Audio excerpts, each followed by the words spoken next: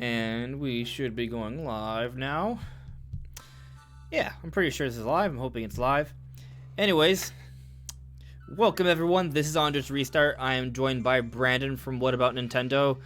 And this time we will be discussing a number of things, including Nintendo still coming to E3, next-gen pricing, and there still being no Nintendo Direct, and some other little stuff that we'll get into that. But before we really just jump into the swing of things here, Brandon, how about you explain to everyone how your camera is terrible?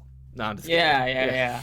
So if you guys aren't following me on social media, you might not know, but I bought a whole bunch of PC parts, literally a whole new PC setup case, CPU, all that, motherboard, everything, RAM, and everything but the graphics card. I'm going to buy that next check.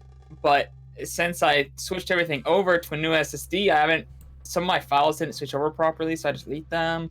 And some of my stuff, I still don't know where it is exactly. So I don't have anywhere to fix my camera. So this is how it is now.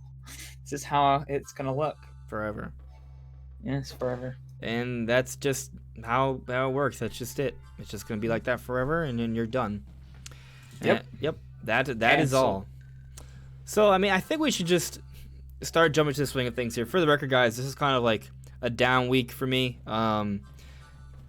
Kind of take a little bit of, I don't want to call it a break, it's just kind of, I've been working a lot, so I haven't had that much time to like really do everything that I've planned for the channel.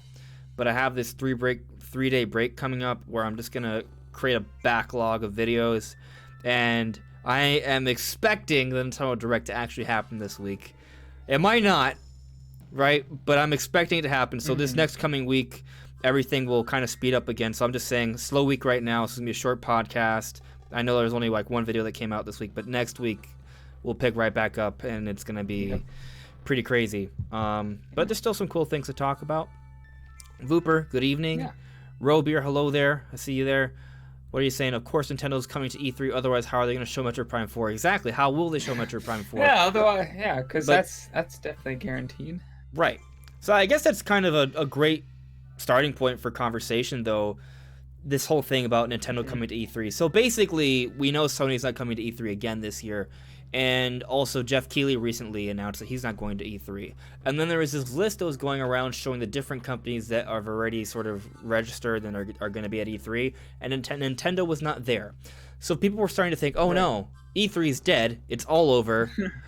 It's not fine. We're done. E3 is gone forever. Well, not true. Nintendo will still be at E3. I have an article here somewhere. I had an article. Yep. The ESA says that Nintendo is committed to participating in E3 2020. And there you go. It's happening. So Nintendo will still be at E3 this year, and it's going to be good. And actually, one Nintendo podcast I kind of recommend listening to is the IGN podcast, Nintendo Voice Chat. I listen to them. I think they're great. I love Per Schneider. He always has some pretty insightful things to say. And also occasionally he drops some little hints and bombs. He said, from what he knows, this E3 is going to be really, really good. And I'll also point out they were talking about Zelda right before he said that. So, this is just my speculation, right? And that's not the only reason I thought it, because we've been talking about Breath of the Wild still coming out holiday 2020 for a while, right? Assuming that is still happening, or if it is happening, it would be reasonable to then expect Nintendo to then focus their E3 on it being another Zelda show. Even if it wasn't coming out in 2020, let's be honest, they would show it at E3. Maybe not to the extent as if it was coming out in 2020, but right. But they would show something of it. They wouldn't just show it at E3 2019, then this nothing. Like no show it at E3 2020. I feel like it's happened before. They did that for Breath of the Wild. Yeah. The only reason they did that is because they had already announced a delay. In this case, we don't actually have a release date or anything, so they can't just not show it. I think it'd be weird to hear nothing about Zelda by E3. I agree with that. I expect to see it there, but I also expect the game to come out by holiday 2020. That's my expectation. I think it's going to happen. We'll see what actually happens, but that's my expectation. Either way, supposedly there's going to be a really cool show this year, and every E3, Nintendo builds like at least during the Switch era, they build like these little like mini parks within their presentation, their show, like their little floor. And it all started off with a Zelda floor because they built this first sort of time they had this sort of idea for their shows for their they did it for Breath of the Wild. And now we're coming full circle, hopefully, for Breath of the Wild 2, and we'll have another Zelda-made environment at E3. And that's going to be really, really cool to see. I'm really excited to see what that could be, especially because this Zelda could be a much darker Zelda. And, I mean, I can only imagine what they could do with that. There's so many ways they could take this, and it would be very... I'm excited. I want to go to E3. I want to be there for that reason alone. We'll see what happens. I'm probably not going to make it E3. If I don't know if I'm going to E3 now, probably not going to E3. Right? Probably not, yeah. Probably not. But it's still going to be cool to see. Maybe next year when it's the Metroid Prime 4 show. There is a certain niceness of staying back from E3 because you get all the news very quickly. And when you're at E3, a lot of times you miss everything. You end up waiting in line to play like maybe a 30-minute demo or something, and it's like you did the entire day, and then you miss a bunch of information. So, like, obviously there's a certain magic to going to E3 and getting to play those demos that you're waiting in line for, but at the same time, you get there's a lot of advantages at watching at home. Yeah, no, that's true. I mean, like, I would prefer, from what I hear, it would be kind of a train wreck having to deal with all the lines. I hate lines. Oh, I can't stand them. Yeah. So I wouldn't like that. But you got your Switch, so it's more bearable. True. That's true. And if you're there with friends, it's even better. So, you know, maybe I think I do want to try it at least one time. I want to go to the actual conference. It'd be nice to go as media because, you know, I'm trying to make that my job. But we'll see what happens in the future.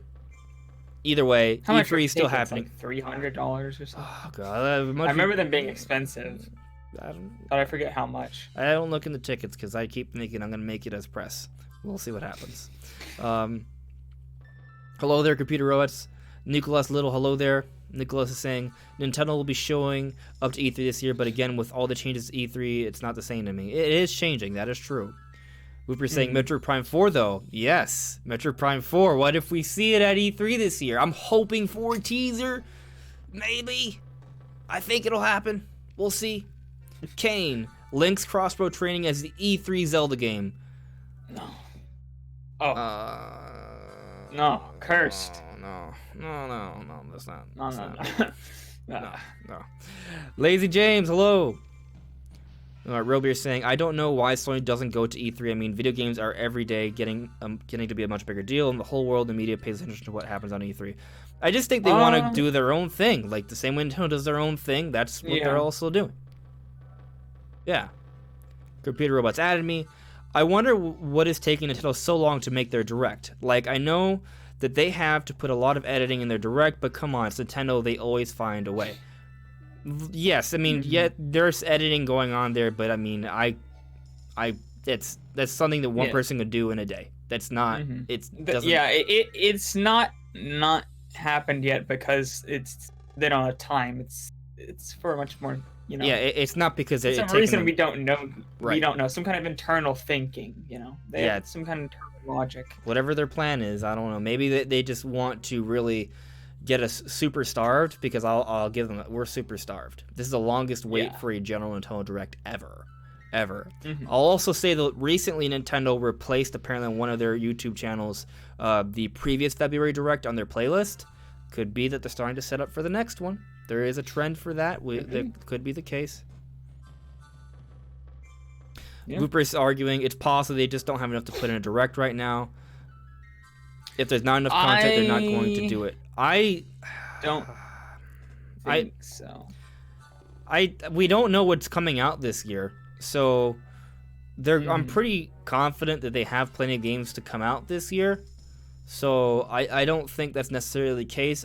What may be the case, though, is that they're not ready to show everything yet for whatever reason. Right. They may be waiting on a certain trailer or something to get put together, like they're waiting on to build a certain thing in the game. Right. What if because Breath of the Wild is in the final year, they want to put together a good trailer, but because it's in its final year of development, they want they need another week or two, right? I just knocked my camera. I wish I could say for sure what it is that that caused Nintendo to make the decisions they make in terms of when it comes. It may not be a delay at all. It may just be that, hey, we just had the Pokemon Direct and the Smash presentation. We can wait a little bit. I mean, yeah, we had 2 big presentations in January. Maybe they were like, well, just waited a little bit. It's only the second. It's the beginning of the 3rd week of February. So I mean, it's not like we didn't get a bunch last month. They could just be waiting towards the middle to end of this month. Yeah. I gotta think it's gonna be a big direct because we don't have much for this year. So I was thinking about making a video on this. I'm gonna read this. This is a sneak peek to a video that I may make. So this is one of the advantages to watching the On Just Restart podcast. You get a sneak peek to some of the things I'm planning on making in the future. So I was stuck at work the other night, and I decided to go back and look at all the Nintendo published games that have come out for the 3DS, the Wii U, and the Switch. All right, so pay attention to this. All right. In 2011, there were... Now, this is from the Nintendo fan page, so give or take 1 or 2 games, there may be some inaccuracies, maybe, right? But it should give you at least a ballpark of the numbers here, okay? So 3DS in 2011 had 10 published Nintendo games, right? In 2012, the 3DS had 12 published Nintendo games. The Wii U had 5. In 2013, there were 14 published Nintendo games. And 2013 for the Wii U were 16. 2014, there were 16 published 3DS games and 10 published Wii U games. In 2015, 13 published 3DS games, 14 for the Wii U. 3DS in 2016 was 21 published games and 8 for the Wii U. 2017, there was 16 for 3DS, just 1 for the Wii U, that being Breath of the Wild. And at that point, we started getting Switch games, and there were 10 that year.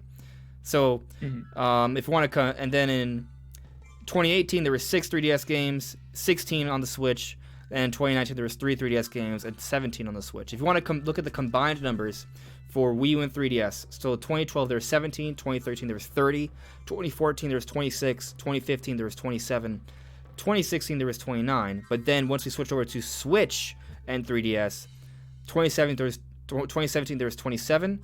2018 there was 22, 2019 there's 20. So I want to point out, I know I just spat a whole bit of numbers. They may be hard to sort of keep in mind. In the video I'll have actual graphics, so it'll be easier to sort of understand. But the point what I'm trying to point out here is that if you look at the years, 2013 had 30, 2014 had 26. So the years between 2013 and 2016, there was over 25 Nintendo published games across both platforms that they had active at the time, right? In 2017, it was still above 25 with the Switch and the 3DS. However, in 2018 and 2019, once the 3DS started dying down, it was more predominantly Switch. There were actually less overall published Nintendo games. There was 22 in 2018 and 20 in 2019. So my point is that I think while during the 3DS and Wii U era there was a lot of games, a lot of them were smaller, not necessarily like really big titles. I think now Nintendo is focusing more of their efforts on creating more quality products, right? So they are investing more resources into one platform, but they're not trying to divert it and sort of, I guess, entertain 2 different audiences on the platforms by creating a lot of smaller products. So I think they're focusing a lot more bigger products. So the numbers are lower in terms of quantity, but they're focusing a little bit more on quality. That's my sort of interpretation of that. But despite that, if you look at the averages, they still should have more than 1 Nintendo published game per month. And I don't think that's going to change for 2020 either. In fact, I think for 2020 it might be a high year because this is the 3rd to 4th year sort of window of the Switch, and that's around the period where you see the peak of the system and the second generation of games that are developed for the system. So this year I still expect to be a really big deal. So just because we haven't heard anything yet about Direct, I don't think that means that it's going to be a slow year. I just think that for whatever reason they haven't shown it yet. It's going to happen, and there's going to be good stuff to see. I'm not worried about that. Right.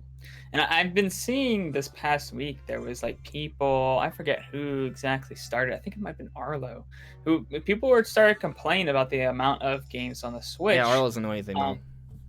Yeah, and for me personally, I mean, it makes sense that you're not getting the same amount of games as a handheld and a home console when you only have one console, even though the groups are combined, because handheld games are, first off, way cheaper, and second off, way quicker and easier to make than a full-fledged home console release where you're trying to move to a new platform, you're trying to make the games look a lot better, you're trying to make them have a bigger scope. Development time takes a lot longer for them, and you're in uncharted territory for a lot of these devs, so you gotta, figure out the machine a little bit. They're not used to it quite yet. It just makes sense. You're not automatically gonna have the same amount of published games when moving over to a much bigger system that takes a lot more resources and time to develop for. Like, I never understood that. We're still getting almost the same amount, though, like, total, but on the Switch, which is impressive. And another thing to take into consideration is that we have a lot more third-party games and a lot more indie support than we used to as well. So overall, there's a lot more content on the Switch compared to the past. So there's not really a lack of content. That's not really an issue. What used to be the issue beforehand is that Nintendo would have these droughts, and there wasn't any third-party support to fill in those gaps either. Now, what happens is that, for the most part, we have at least one Nintendo game to play per month. There are exceptions, of course, this month being one of those exceptions. But I'd say 9 or 10 months out of the year, maybe even 11, we have at least something from Nintendo to play. At least. But when there isn't that, there's a slew of third-party games and indie stuff to play. And even when there is a big Nintendo game, oftentimes there's a few other pretty good games coming out that same time slot, and Nintendo games are sort of getting in the way. Like, for example, initially Doom Eternal was supposed to come out the same day as Animal Crossing. It was delayed on Switch. And perhaps that was one of the reasons why, just so they can kind of also so they can focus on the Switch version, give it more time, but also because it would not have been a good day to release Doom Eternal on the Switch at the same day as Animal Crossing. It's not. Yeah. I mean, they are very different audiences, but there's, obviously a crossover. Like, I'm going to buy both of them the same day. It's going to be a fight between which one I play. I'll try to play both of them the same day, but I'm getting both at launch day. So there are some people who want both, but there are different audiences. I just noticed what I think is a very interesting point by Kane. He said, you don't want to oversaturate the market with first-party games, especially now that Nintendo actually gets more support. I think that's actually a really good point, because it kind of goes back to what we were just talking about, how there doesn't seem to be as many Nintendo-published games coming out in the year, right? But they're focusing on more on one platform, and instead of having as much of a quantity as beforehand, when it was spread up between two different platforms, what they're doing is that they're focusing more of the resources to create a little bit more quality, as opposed to sort of rushing out smaller products to sort of fill in the gaps. They're not worried about filling in the gaps anymore. They're just focused on creating quality content. And by doing that, if they're not going to oversaturate the market with Nintendo games, to your point, Kane, I really appreciate that. And the games have definitely been a lot bigger quality. I mean, you look at the exclusives that we got on the Wii U and the 3DS, compare them to the exclusives we were getting on the Switch, and it's just night and day. Like, they don't stack up. Like, the ones in the Switch are just way better.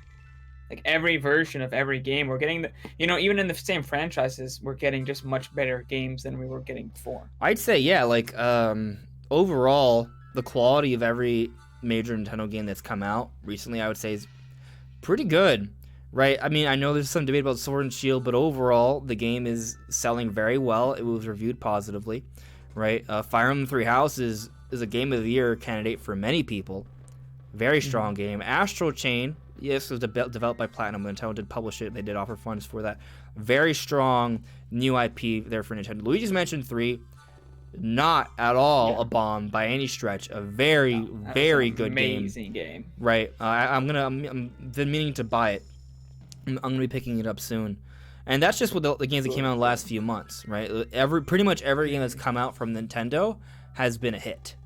And I think they like that. I think they like it when the games that they invest in actually succeed. So I don't really expect that to change too much. But just kind of checking with the chat here.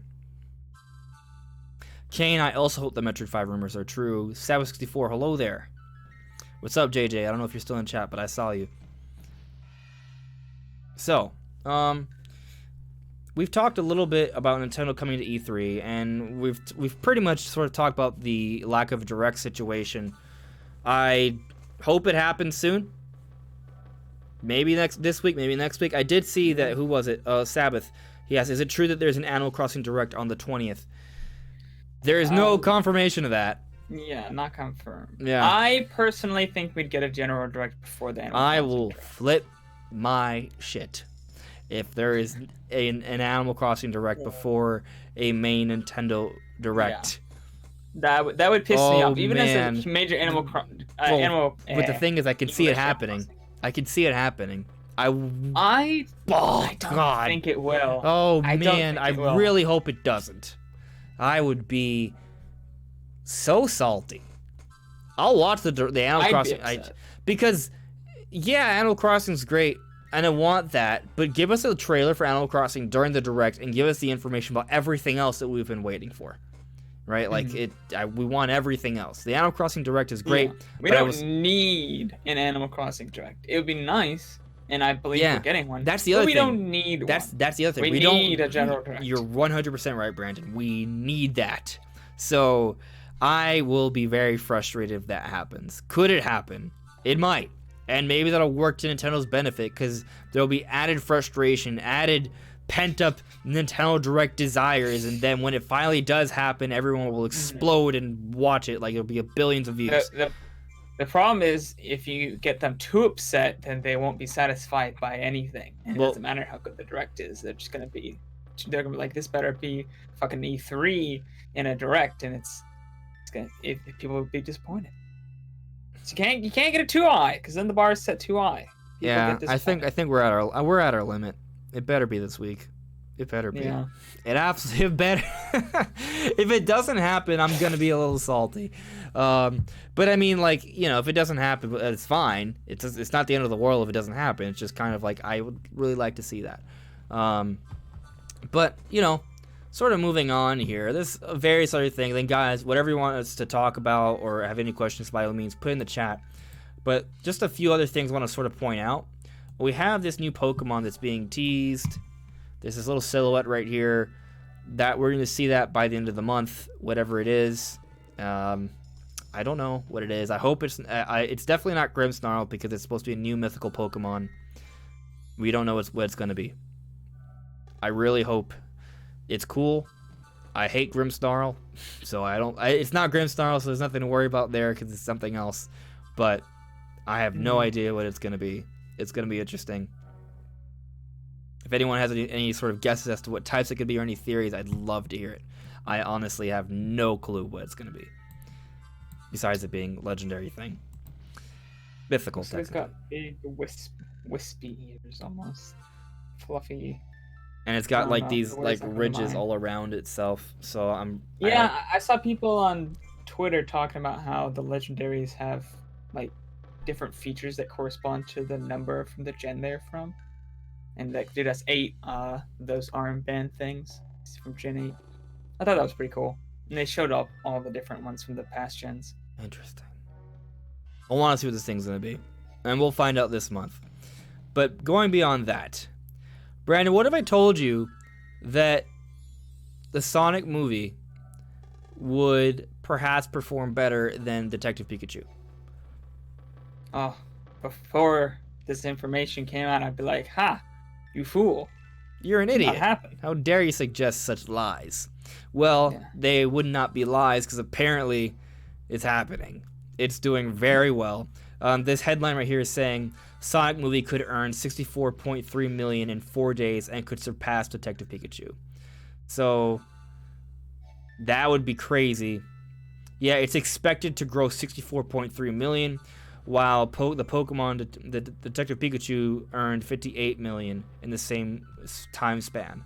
So that would be very impressive to surpass it in sales. And I think I heard the reviews weren't even like that bad. On Rotten Tomatoes, it was just a point off It's from better. Detective Pikachu. I believe it's a point above. I think it's above Yeah. Detective Pikachu. Yeah, now. It's actually. like 71 and Detective Pikachu. I don't really like trust 69 or Rotten something. Tomatoes though, but Right. yeah, it's just User score is like a 94 or something last time I checked. yeah. So looks like Sonic the Hedgehog dropped off a little bit. Now it looks like it's now 63. It used to be 70. Oh. Yeah. Damn, yeah, it was way higher. That is, but I. Critics don't know what they're talking about anyway. Mm. What's the user score at right now? Okay, let me take a look. 95.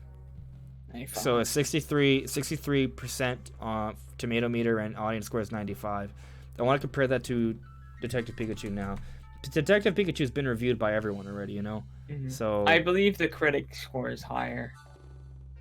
it Like should a be 60 now. or 69. Yeah. It's not showing me on Rotten Tomatoes, which is annoying me, but come on, it won't come up. Why is it not coming up? Let me try. Maybe because I don't know how to spell detective. That would be why. 69%.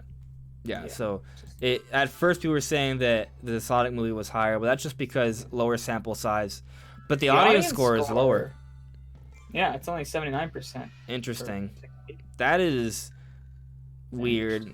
I don't really see my thing with movies is just I feel like critic review scores are just so like it's not the same. Sometimes like if a movie is controversial, like if it's like sometimes like politics get in the way of what people say about a movie or what have you. But either way, the Sonic movie is grossing a lot and it's not a complete trash fire. And I think that alone is some big news, right? Like I think a lot of us expected it to be a trash fire. It's not a trash fire, and it's apparently at least an entertaining watch. And that's as far as I'm concerned, if the movie's selling well and it's fun to watch, that is all you should be able to expect from a video game adaptation, and I would consider that a massive success. So good on them. That I'm happy to hear that it's working out well. I don't know if I'm gonna go to the movies to watch it, but definitely when I get the next chance to watch it, I will give it a shot. It looks fun. Yeah. I think the reason I think the reason I think it's doing better than Detective Pikachu, and I've seen other people agree with me, is I think it was just released at a better time. True, that's right. Detective Pikachu was put out like right after Avengers, right? Endgame. Yeah. And this one's put out when, right on Valentine's Day. Tons of people go see movies and do movie dates on Valentine's Day. Like, that's a huge thing. Like, I mean, it's kind of weird when they first announced it for Valentine's Day. I was like, Sonic, who goes to see Sonic on Valentine's Day? Like, people who everybody have no one to watch it with. Everybody goes with their date to see They're appealing Sonic. to all the single people who have no one to hang out with. That's what it is. So, yeah. Yeah. Everybody went to the movies. Didn't expect that. And so it's just released at a much better time. And I saw way more advertisements for Sonic than I ever did for Detective Pikachu. They may have put a lot more money into it. YouTube and stuff. Perhaps. Yeah. Yeah, I saw so many ads for it. I just didn't pay attention to them. So I see there a couple ads I have. Computer Robots is saying that I want Tom Nook in Smash. I disagree. I would like that, but I don't think he needs to be in. There's definitely other people who do. He is in Smash as a he's right. No, I believe he's in the in the final Smash. Oh, he helps a villager build the house. Okay, yeah, that's right. It's Tom Nook and Timmy and Tommy, I believe, are the ones building the house, and Tom Nook's just kind of standing there, like, oh, pay me money, as he does. Yeah. South64 Atomy, do you think that the next Direct will be a big one since it's taking a while to be announced? Yes. Well, that's not the only reason why, but definitely I think that the wait for this Direct is suggestive that this one is going to be like a bigger one because, for example, there was no Direct in January, right? So if we're going to wait this much longer, this Direct is probably going to be the Direct that will tide us over until E3. So it's going to have to be big. So yeah, I'm expecting it to be pretty big. Resi Pisco is asking thoughts on Pokemon Home. So, Pokemon Home Error 992. I don't think I know about Pokemon Home Error 992. My thoughts on Pokemon Home are that it's pretty neat, actually. I still haven't figured out error 992. Let's see what this is about. The scarier problem is error 992. This is an error with no known cause that has a small chance of wiping out the entire Pokemon collection that you are trying to transfer Pokemon Bank to home. It seems to be more common when larger batches of Pokemon are sent. Ooh, that is a scary bug indeed. I don't know how common that is. Wow. Well, hopefully it doesn't happen. That's all I can say. I haven't actually transferred all my Pokemon over yet. I literally just bought the premium version of Home today. I'm sure there's still some kinks to be worked out. If all your Pokemon are deleted, that would be bad. I guess that would suck, definitely. So, if that's the case and it's common, definitely agree it's bad. I hope it doesn't happen to me. That's really all I can say to that at this point. Besides that, there's this one thing I haven't been able to figure out where there's like this red dot that you can see sometimes with some Pokemon in your Pokedex in Pokemon Home. I don't know what it means. I wish there was like a better like instruction manual to sort of tell you everything that's going on in the app. And there's sort of things that are just sort of left to figure out. I've Googled it. I haven't seen anyone talk about it. If you guys know in the chat, please let me know. I have no idea what the red dot in the Pokedex means in Home. So let me know if you guys figure it out. Let me see. Shadestep. Most people are going to see the Sonic movie to see the improvements on the character-based model, even people that don't follow the Sonic fan base, so that alone gives it a better chance to surpass it.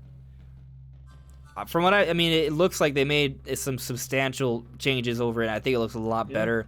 I do have a strong curiosity to see how they portray this Sonic in the movie. I really want to see that, so that does kind of make me feel like I want to watch. It does make me feel like watching the movie a little bit more, so... Yeah. And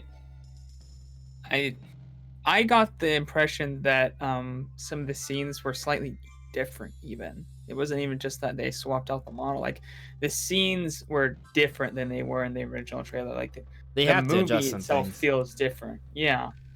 Not even some of the lines like seemed different, or Sonic's reactions himself and his characters seemed slightly different than how they were portraying him in the original. So it's even goes further beyond than the design. So I'm curious to see that as well. Yeah. Hello there, Ronnie Fazio. Hello there, Gabriel Clone. How you guys doing?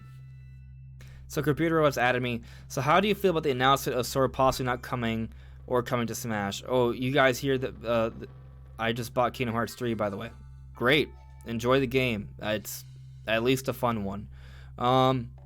As far as I know, there were no announcements. There was a podcast where Imran Khan was talking about it, and he said for sure Nintendo approached Disney about it, and there may have been an indication that they were shot down, but there was no hard confirmation either way. It was more of a speculative discussion, but it did seem like it was at least made clear that some initial talks were made and they did not materialize into anything. So we'll see. Either way, there's so many options. I'm not betting on Sora making it in, but I don't think there's been any deconfirmation at this point. Gabriel Cologne, don't you think that Rex and Pyra still have a chance to make it in? I do think that. Yeah. I am hoping for that. I think it should happen. If it doesn't happen, I'll be sad. But we'll see what happens. We got 6 fighters coming in. I'm thinking it's going to be a little bit more Nintendo-centric. We'll find out. Vooper, I'm just concerned about the Mario movie that's coming out in 2 years. Yeah, it's going to be a little while. I hope they do a good job. I think that they're definitely paying attention to how Detective Pikachu went and how the Sonic movie is going. I think they're going to want to try and learn from how these movies sort of did their thing. Like, maybe this Mario movie won't come out right after the latest, biggest Marvel movie, right? Why not? So we'll see. I hope it's good. I know that Shigeru Miyamoto is deeply involved with the making of this movie, and we still don't know if it's for sure going to happen, right? Like, they may be like, hey, you know what? This is not going to be good. Let's just not do it. Like, they could cancel it. Yeah, I think if this movie is not canceled, it's because this movie is going to be at least a decently quality project. Does that mean it's going to be better than the Sonic movie? It might be. I feel like worst case scenario, It's about as good as a Sonic movie, Mhm. which means Yeah, fun to wanna watch, but say nothing I amazing. hope it's better, but I haven't seen the Sonic movie, so Yeah, I mean, don't I'm know just how. basing that off It could actually be from really I haven't good. seen the Sonic movie either, just to be clear, just from what I've heard about it. That basically it's a fun movie, but it's nothing groundbreaking. Like that's Yeah. it. You know, like there's gonna be some parts that will drag a little bit. Nothing's perfect in it. The writing won't be amazing, but there's a lot of fun moments, and that's usually enough for a lot of people to get through a movie, especially if they're a fan of that particular Yeah. series.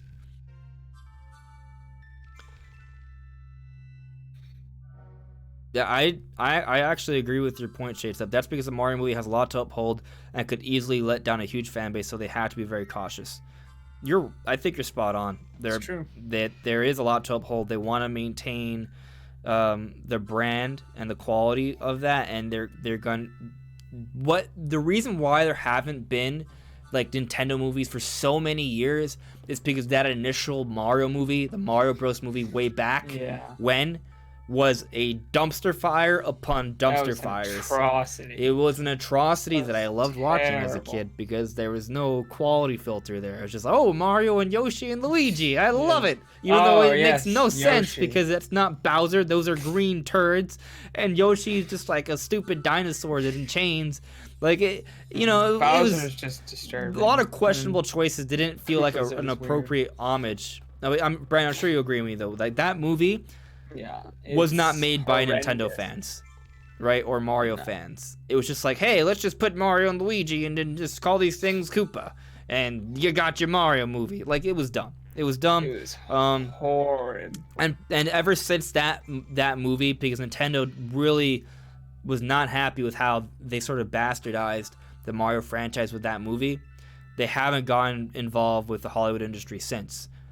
But now they're going back in it. They're tipping their toes, and hopefully, this Mario movie comes out great. Fingers crossed. Actually making it Whenever it not happens. live action, because that was just a horrible. Yeah, live idea. action is in not. general. No, yeah, definitely not. Super Chris is saying, I don't think Sora is ever coming to Smash, but one can dream. Certainly, we can all dream, and it's nothing's impossible. But there's only 6 more spots. I'm assuming. I don't think there's gonna be a 3rd season. So whoever those are, hopefully they're great. I like Kane's comment. He says if it's not Sora, he'll take Chrono. Chrono is better. Yeah. In my personal wants and wishes, I'd way rather have Chrono than Sora. I don't care about Sora at all. I'm sorry. Yeah, But Vooper's I saying, like to be Chrono. honest, as long as it's better than the first Mario movie, I think it's gonna be. I'm willing to bet money on that. There It's gonna be is that's a chance low that bar it's to not better. yeah.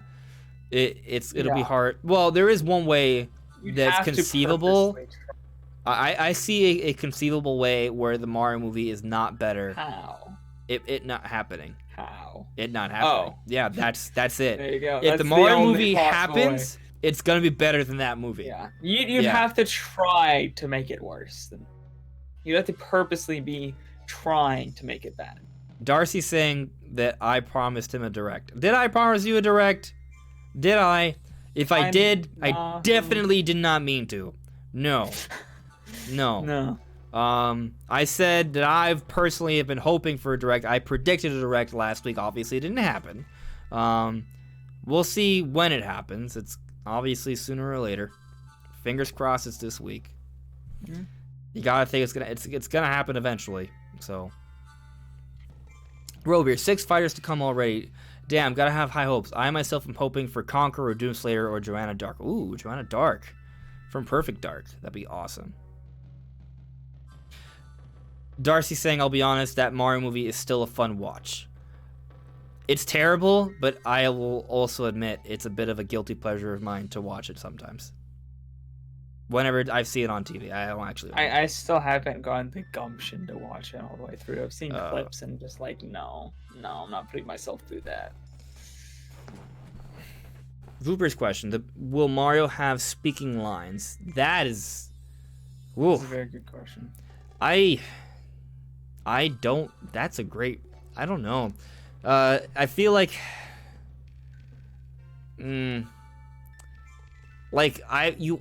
There have been a lot of like Disney shorts, right, where you have a character who's like the main character, but they're mostly silent. They just kind of make some sound effects, pretty much like kind of what we come to expect from the Mario games now, right? But those are games, right? It'll be interesting to see how they would handle an entire movie if he doesn't have that many lines. I think he will have lines, but I think they'll be like one sentence, like simple sentences and words, like singular words and simple sentences. That's it. I don't think he'll have like a whole conversation with somebody. I just don't. If he's not speaking a lot, it's gonna be like one of those like weird artistic movies, you know? Like, it's like, I mean, they have a lot of supporting characters that can talk, though. he can talk. He needs to talk, but he doesn't have to be the most. He doesn't have to be the most vocal character. Although you look at the Sonic, I guess the thing with Sonic is that Sonic as a character is very vocal, right? Yeah. And he's been speaking lines in his games for years, so that's not really that groundbreaking. The Mario thing is because Mario's never been one to talk that much to begin with. Hard to say, man. I don't really know, and maybe that's one of the challenges with making this movie, that they're not entirely sure what's the appropriate direction to take this movie to represent the franchise appropriately and not make people feel weird about a Mario talking all the time. Huh. Oh no. It's gonna be tough. Ronnie Fazio's guilty pleasures: Batman and Robin. Robier, a Metro movie would be great. They would need real actors only, and it could be a great action horror movie. Like, yeah. So a Metroid movie, would be, if you were to fashion it like Alien, that would be one amazing option. I saw some people on the IGN podcast talk about maybe fashioning it like Mandalorian. I haven't seen Mandalorian yet, right? I'm watching Clone Wars first, but Brandon, have you seen Mandalorian already? I have. I haven't seen all of it, but I've seen like. Care to describe it for the audience then? Oh, describing. I haven't seen it yet. I'm waiting. Nah. I honestly don't really know how to describe it off the just top of my head. Trying to think. I don't know. I'm not going to describe shows. Okay. I'm not very good. Give me at something. Like, just give me something. I know you can do it. Give me something. I don't know. It's.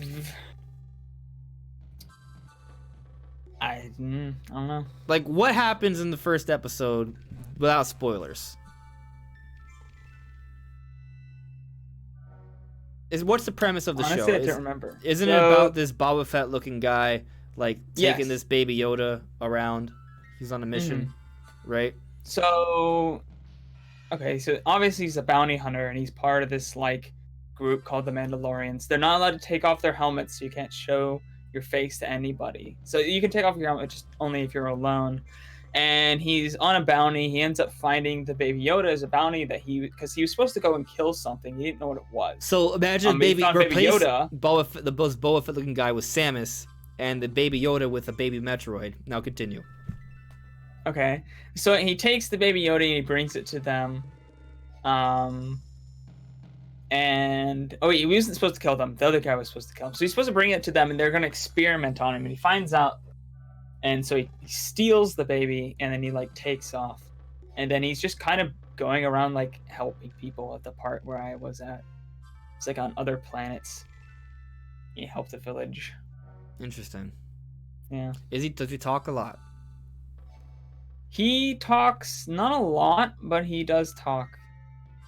Interesting. He has several lines, and he does have a few conversations, but he doesn't talk a whole ton.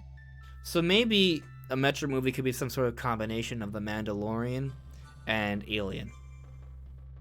I think that would be really good. You have. That's it. That you have the structure right there. That's it. It'll be fun to see. Let's see here. So,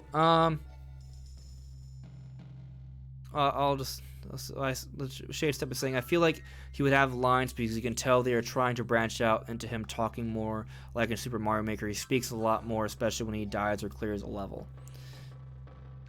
Perhaps. I mean, there have been moments where Mario has spoken a little bit more than previous games. And if you look at something like Mario Odyssey, there's some fun moments. Now, Mario's not really talking in them, but there's definitely some really fun interactions. And if we were to see more of things along those lines, they're going to be a really fun show. It's going to be... I hope this happens just to see him talk, how they would handle that. Yeah. I'm very curious. Yeah. So, we've talked about a few different things. What else is there to talk about today? Honestly, I think we're pretty much down to the final topic, save for...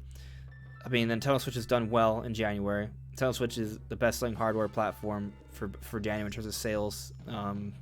It's just been ridiculous. So, Switch is just doing surprisingly well, as... there's really to no surprise, because it's been the trend as of late that the Switch is just kind of dominating in terms of sales. So that's great news. And it makes sense because the next gen console's right around the corner. People aren't as willing to pay for like a PlayStation 4 or an Xbox One, especially the upgraded versions of those consoles, because let's just save up a little bit of money, spend an extra, $200, $300, depending on how good a deal you get. And you just get a next gen one that will last you a lot longer. Yeah. I think we're pretty much down to one more topic. I said it was gonna be a short one, guys, so it might just be a little bit around an hour long total. We're at the 48 minute mark. But of course, you have things in the chat to talk about. We will talk about that. Vooper pointing out they made Mario really expressive in Odyssey. I agree. Ronnie Fazio added me, thoughts on a Star Fox RPG? A Star Fox RPG. Do you mean kind of like, what's that space RPG? XCOM? No. No? Before that, Mass Effect. Mass Effect. But with flying. I have to see how... I have to... Like an open world RPG. Open world RPG, but also with Not a lot like of flying. There need to be a lot of there still need to be a lot of space flying and shooting. That still needs to be a big part of the game. Just make Starlink, but a lot better. You could add RPG elements to Starlink, and just make it on Star Fox Worlds and have a little bit more to do like on each planet. Maybe you could get out of your ship and actually walk around. Yeah. Have like towns and cities and stuff you can explore. Actual towns and cities. Like, it doesn't have to be as big as an open world, but like you could be like 6 or 7 planets and just like other smaller things in between. That's fine with me. But yeah, have like towns and cities that we can explore. It would be amazing. It'd be my game of the year. That would be ridiculous. Can you imagine Star Fox's game of the year? Just let me explore the Lilat system in open world. You gotta think that they threw around that idea around after the Starlink thing.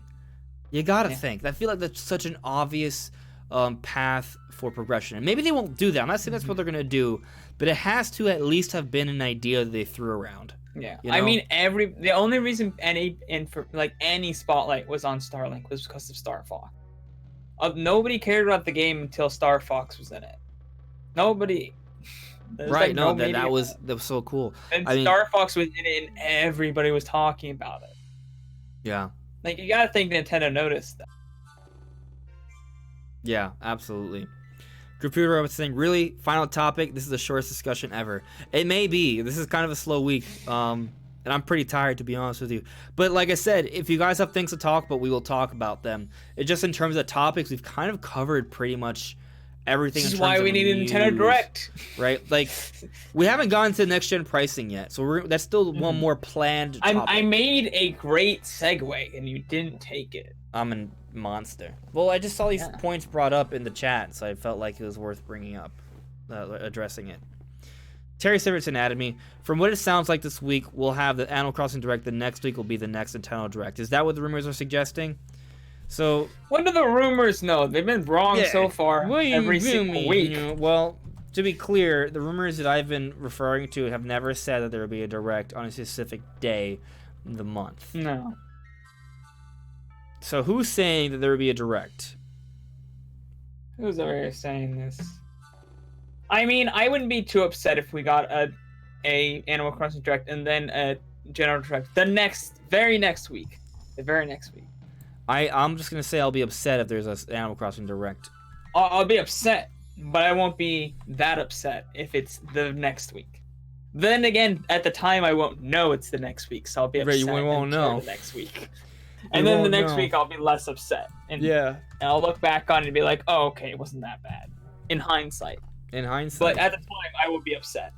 Very upset. And I am a big Animal Crossing fan. I want that Animal Crossing direct, but no. We need that general direct. Yeah. I don't know, my friend. I'm right now just looking up a couple common leakers on Reset Era to see if they've said anything. Let me see.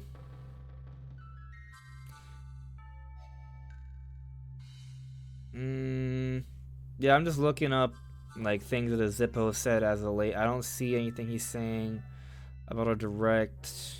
I could be missing it because I'm just kind of skimming it right now.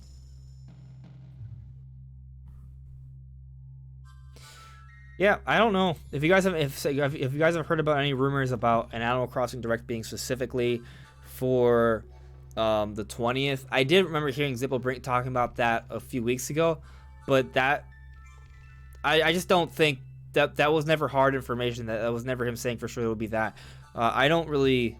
I mean, rumors in general aren't hard information. It's just, Yeah. I just think it would be weird to have an Animal Crossing direct before a General Nintendo direct at this point.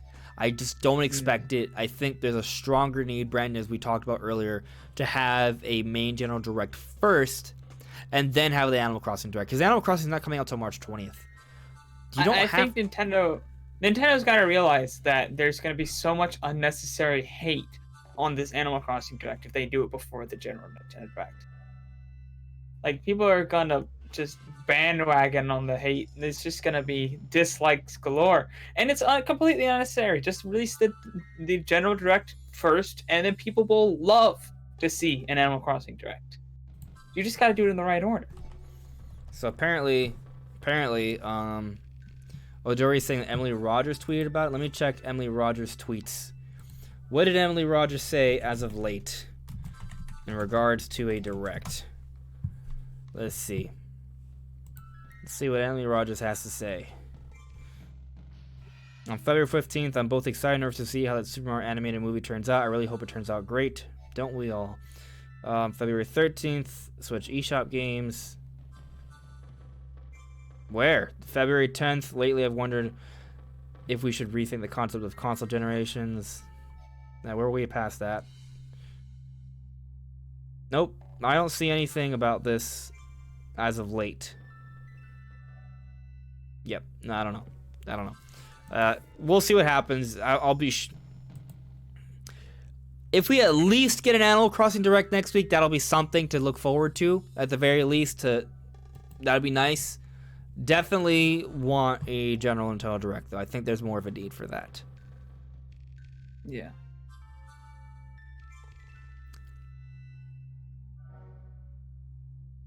Right. Terry Adam Isabi said Zippo said we'll get 2 directs this month. That is what he said, but why does the Animal Crossing direct have to be first, and why does he have to be right?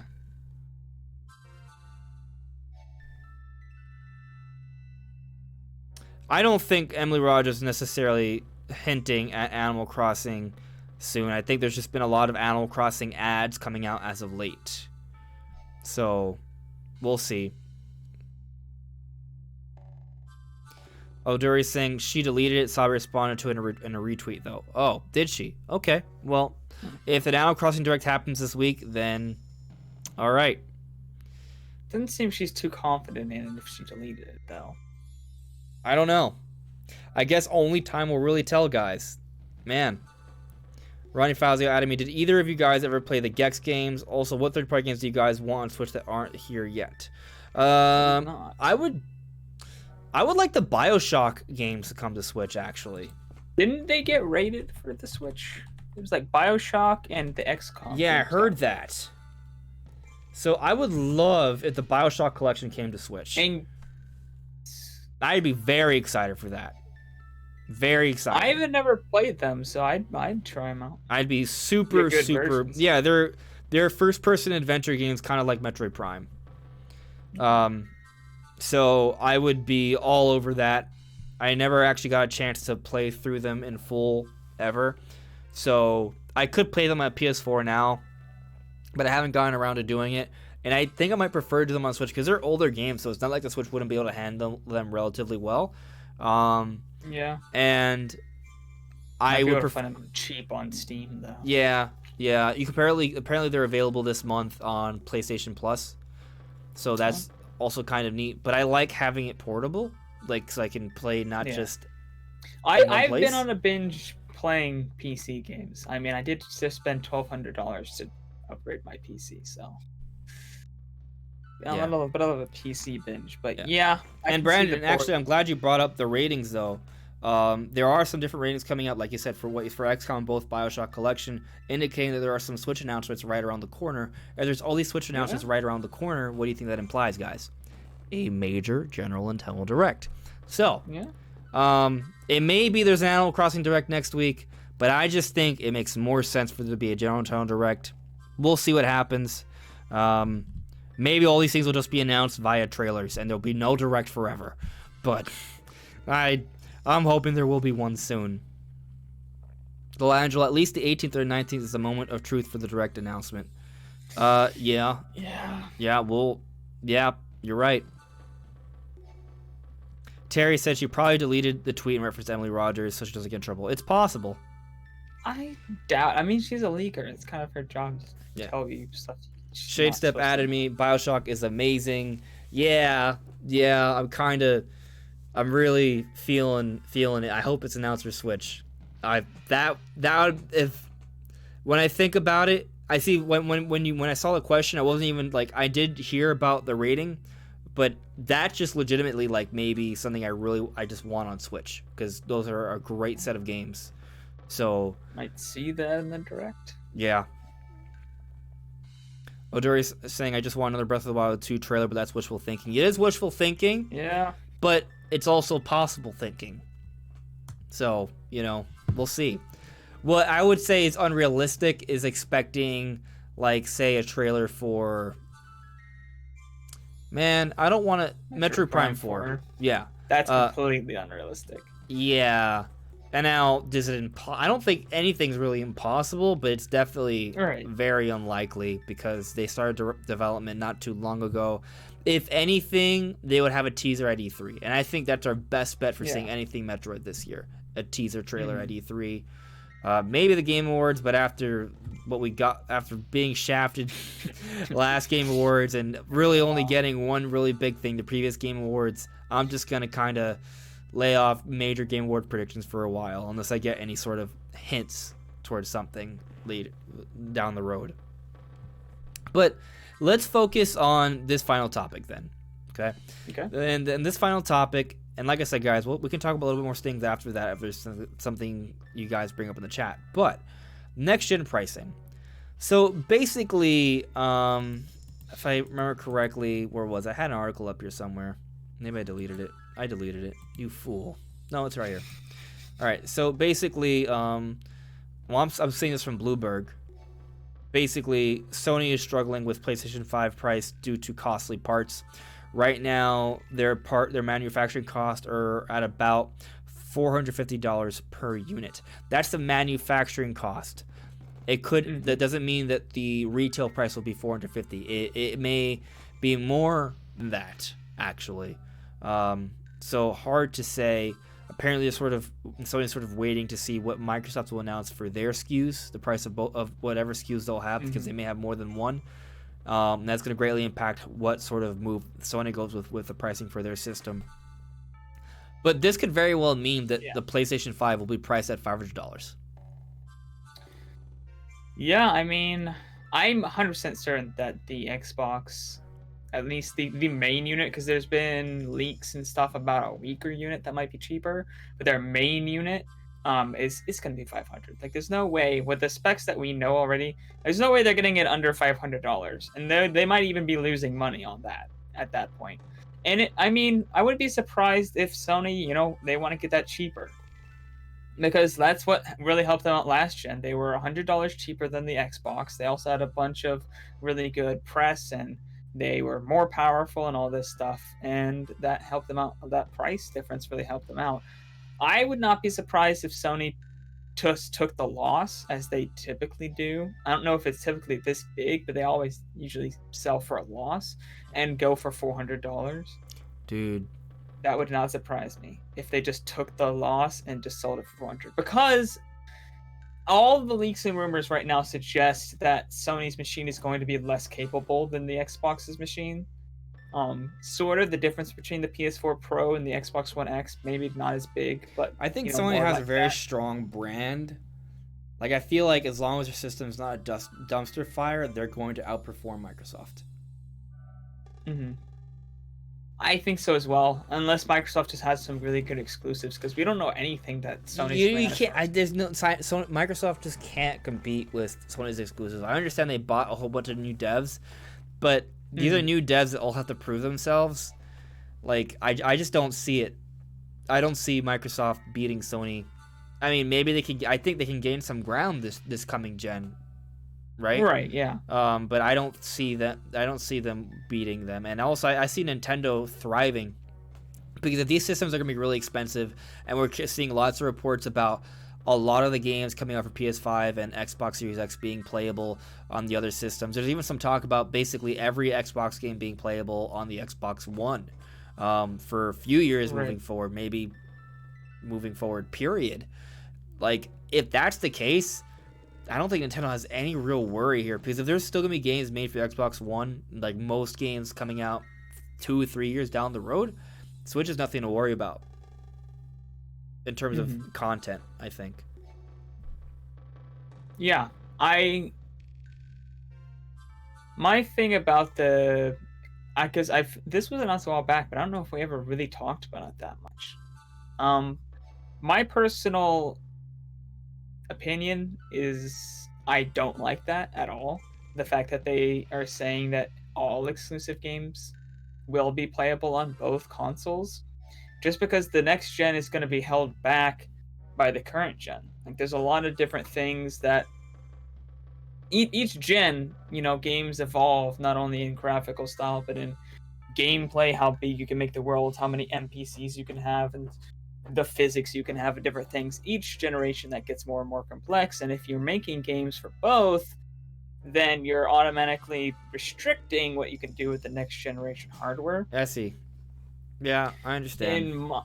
In my opinion, I believe it will only last a year. I honestly don't think Microsoft is going to support their consoles. I think they're going to end up ditching it after a year and a half. What they did last generation, for the Xbox 360 and the Xbox One, is they actually usually had separate development teams working the last gen versions, and the last gen versions were significantly worse. Like, you could tell, like, they didn't run very well. They looked much worse. Some of them were okay and they worked fine, but most of them were kind of crap. So hopefully it's not that bad. But honestly, I just kind of want to put their efforts into the full-on next gen, because I'm going to be buying those. But for Switch, this could be a very good thing. And even if they do have separate developers, well, those developers can work on the Switch versions as well. My only thing is how many people are going to want to pay for a Switch third-party games at the same price if they are more like the last-gen versions, in that respect, because it would be significantly worse versions if they do decide to start pushing up things like physics and enemy counts and things like that in the next gen games, but still make like a watered down version of the last gen. Like, I don't think, like, would Nintendo even really want that? Because I don't think that'd be very good for their brand, having these games that are like gimped. There's been a lot of gimped third-party games coming to the Switch already. But not in terms of content. They've been exact matches in terms of content. Well, how many games do you think will be gimped in terms of content for the Switch? Like, they just won't, if it can't run on Switch, they just won't bring it. Like, there's already games on Switch that are hard to bring, they just don't bring. Right, but if they're already making versions for the Xbox One, gimped versions for that console is what I'm saying. Because inevitably they're going to want to use the power for the next gen, and if they want to put it on the older consoles as well, they're going to have to gimp it in some way. I mean, how much longer do you think the Switch is going to be the main console? I think it could be another 3 years. Yeah. I doubt, though, that they will keep bringing back every single game perfect content. Like, well, I mean, if you look at all the third-party games that are coming to Switch are pretty much remasters of games that came out a few years ago. I kind of just expect that to maintain. Like, pretty much all the classics. Yeah, those will definitely There'll be some modern games that will come out in the Switch that are coming out, recently. Like, for example, Doom Eternal. Like, there will be some cases like that. But I think those will only just be, like, every few, not too common, but a little bit of them. Mm-hmm. And most of the third-party games will simply be remasters of popular games that came out on the other systems a year or two prior. Then I think that's how it's going to pretty much be for the next 3 or so years. Okay. And besides, it's going to be all, and that's a lot, right? Like, I think there's more value to having the classics or the successful games on the Switch on top of the indie games and the Nintendo games than to just having the modern games that are coming out now. So for example, yeah. I think having Diablo, Skyrim, Witcher, Cuphead, perhaps BioShock, all on the Switch is more important than getting the multi-platforms that are coming out right now. That's very true. I mean, the Switch versions are always clearly the worst versions. Yeah, it's better to focus on having the games that you already know people love. So just giving the Switch the library of games, the best library of games, even if it's a year or two old, it's available on Switch, right?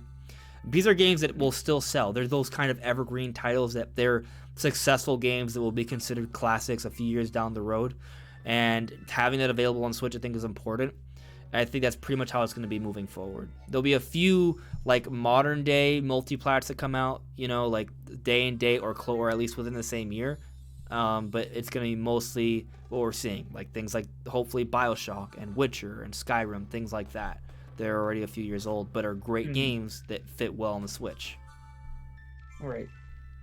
I'm very curious if Elder Scrolls 6 or 5. I bet you this.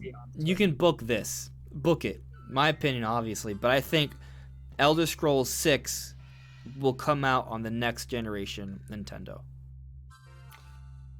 That would not surprise me because it's at this point we don't even know what's going on on the other systems, and it would not surprise me if it was like they just nothing on Switch until the next gen came out. Because even if the next gen comes in 3 years and say Elder Scrolls 6 comes out in 2 years, well, they'll just have the Game of the Year edition come out on the Switch. Yeah.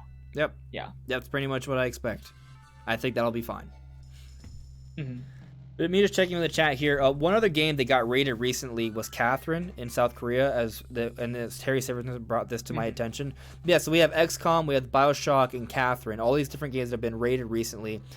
All games that could be pointing towards the Nintendo Direct right around the corner. Yep. Yeah. Vooper pointed out, I thought it was commonplace to sell consoles at a loss with the expectation that the games are what drive profits. It is. It is for next-gen consoles, yes. Yeah. The problem is how much of a loss, because at this point, I'm pretty sure Xbox is going to be $500 at a loss. It's like, at some point, you got to sell it for more or, not put in as many features. Yeah. So, and, if it's possible to sell the system without being at a loss, then you definitely go for that. But here's the thing, though, right? The Switch is selling more software than the competition. Like, there is more games being sold on Switch per system being sold at the pace it's going right now, right, compared to the competition, including Sony. So if Nintendo makes money selling their systems, and they make even more money selling their games because they sell more games per system sold, then if Sony sells their system at a loss and doesn't make as much money as Nintendo selling their games because they don't sell as many games per system sold, not, you know what I mean? Like they get a lot on PlayStation subscribers though, because they sell it for 60 and they have way more users. That's a good on point. That than Nintendo does. They make most of their money, and so does Xbox off of their like subscriptions. That. Okay. Yeah. And that does make a lot of money. So that's a good point. That's definitely important. Yeah. We'll see how it turns out. I mean, $400. If they manage to put out the PS5 at $400, I think that would be a really powerful move. Most people seem to think it's going to be coming out for $500. We'll see.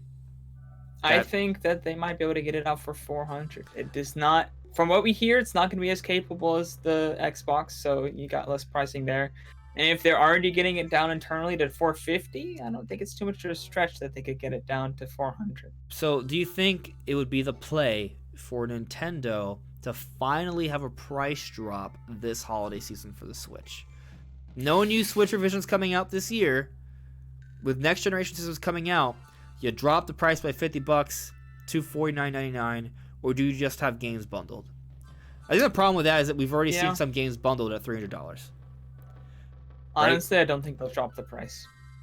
I don't think that they will ever drop the price unless there's a more powerful version. And even then, I don't know if they'll drop the price. If it's like $400 for Switch Pro, might just leave Why it. wouldn't they drop the price though? Like, they got to do it eventually. They've done it with every other system that's ever come out. They just keep selling. I don't think they ever did. They ever drop the Wii U's price? I think it was just always $300. No. I don't think they ever dropped it. First of all, the price is $350. That's a good point, though. $350 for the one with the bundled in with the game. Wii U. I bought my Wii U for $350 and it came with Wind Waker, which is why it was $350. It's $300 for the normal. It launched at $349.99. Oh yeah. But there's the $300 one was the cheaper 8GB SKU, right? And then they had the normal one was $350 for the 32 gig. Wii U price drop history. Let's see what comes up here. I remember it might have dropped $50 down to $300, but it was also too expensive in general. It dropped down to $300 in 2013. Yeah, that's what I'm seeing here. So it did drop. Yeah, I just don't think the Switch dropped needs price. to, the Nintendo Wii dropped price. 3DS dropped price. The DS dropped price. All these systems dropped price. Why can't the Switch eventually drop price? Now, I'm not saying it'll happen this year. It may not happen this year. If it's still selling well, then there is no need. Yeah. I just don't think that they see a need to drop it. I don't think it will really... I think it makes more sense to just have more bundles. Yeah. I think they think that. I think if they release like a more full version, if it's not $400, if it's like $350 instead... then yeah, they'll drop the price because they're not going to want just a $50 price gap. They're going to want it to be like $100. But I don't think that they'll drop it until then, and I don't think they'll wait any longer than next year. If this is not a Switch Pro next year, I doubt there's a Switch Pro period. Well, yeah, I mean, at that point, what's the point? Yeah. Yeah. Ronnie Fazio added me. I remember hearing a rumor about a sequel to PlayStation All-Stars being a PS5 launch exclusive, and Capcom was helping to develop it. It would definitely be cool. It'd be cool, but I don't, it'd be series has never really done much, though. Yeah. Like, it'd have to be really, really just way better than the other ones. If they got Spider-Man in there, that'd be kind of cool. Got Spider-Man, Nathan Drake, Ratchet and Clank. What other series have they got there? I don't know. I mean, they could put Lara Croft, even though she's not a PlayStation exclusive. She's like really big on PlayStation. They could get other third party. Popular. They could get other third parties involved for sure. After the original games, anyways. After Sony kind of took it up. Vooper said, "You mean they're making more Elder Scrolls instead of continuing to release Skyrim?" Yeah, I know. You're probably right. They're just going to continue to release Skyrim. What was I thinking? There you go. That Elder Scrolls 6 trailer they announced, That's it's actually actually just a mod for Skyrim. it's Skyrim 1.6. There you go. Yeah. We were Terry's confused all along. Yeah, that's what it was. Terry Sivertson, we're being sarcastic, guys. Terry Sivertson Anatomy. If the new Xbox console doesn't sell well, I think Microsoft should just stop making consoles and be a third-party developer. I think they should roll with their cloud service, and sure. Game Pass does really well for them, so keep that going. Put Game Pass, have their cloud service, and sure, publish their games on their platforms. I'm fine with that. Game Pass on the Switch. I think they like having. I think what it's becoming is that they are already starting to publish some of their games on other systems. So I think the Xbox Series X will do well, though. It's gonna have the major games are still gonna be exclusives, for at least for the next generation. What will happen after that, we'll see. I mean, if they're starting to invest in actual developers, they may start making more money just by making games.